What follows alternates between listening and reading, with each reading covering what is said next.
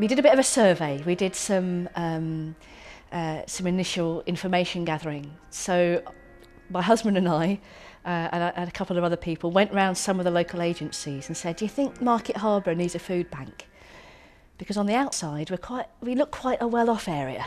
You know, we've got sort of designer shops in our high street and things like this.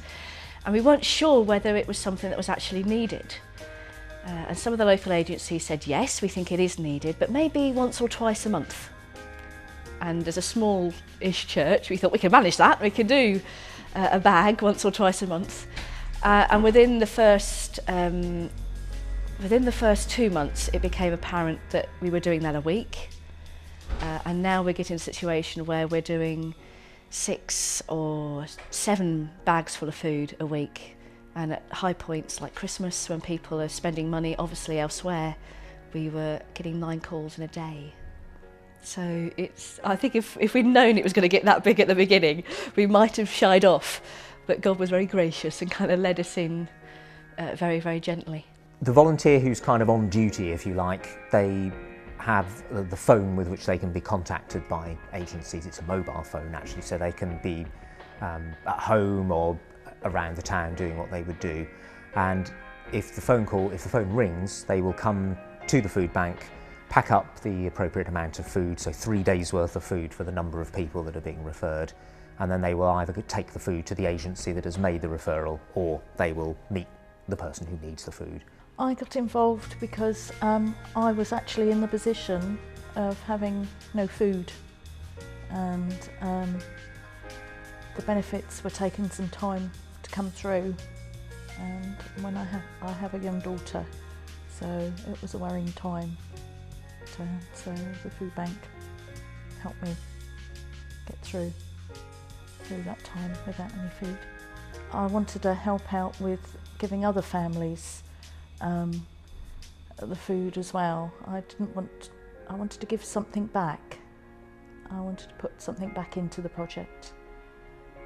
So, and give my time to them because they'd given their time to me.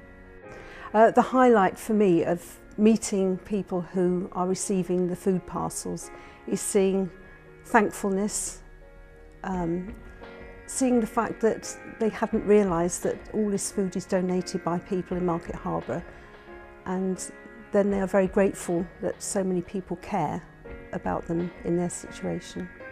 We don't always get to meet them for very long, and you can understand that it's quite a shameful thing to ask for food, and so sometimes it's a case of we hand over the bag and they run, and we might get a thank you, and that's fine, that's absolutely fine. I totally understand that. I think I'd feel like that as well.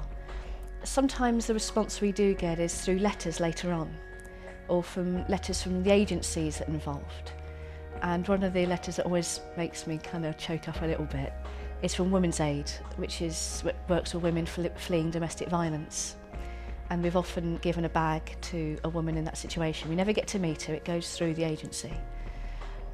But the lady who runs that wrote to us and said something along the lines of, for women who've been badly treated by the person who was meant to care for them and that they trusted most in the world, to receive a bag full of food from a complete stranger helps restore their faith in humanity a bit. And so it's not just a bag of food. In that situation, it's something more than that.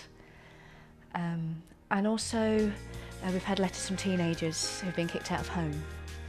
And one of them said it was a lifesaver, the bag was a lifesaver. Now, I'm sure that's figurative, but if we're bringing a little bit of light and life into a situation where a youngster feels rejected, that's got to be a good thing. That's got to be what the church is about.